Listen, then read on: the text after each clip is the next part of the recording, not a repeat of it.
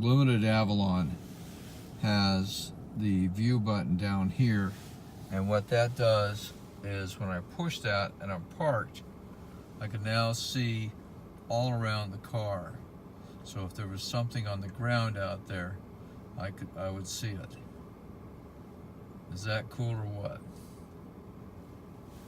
And then if I put the car in reverse here, now I see over here, I see the around the car, and then right up here I see the bumper.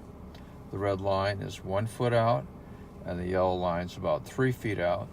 And then this has the steering, so I can see where my front tires are lining up, or where I'm turning.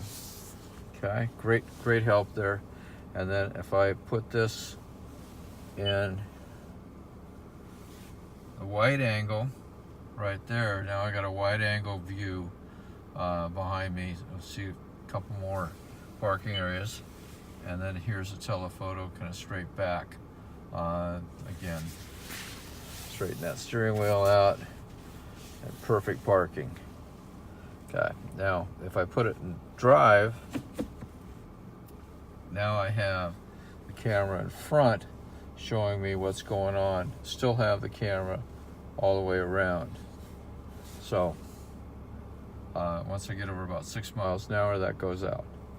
You have a great day, and that's your backup camera and your bird's eye view. Thank you.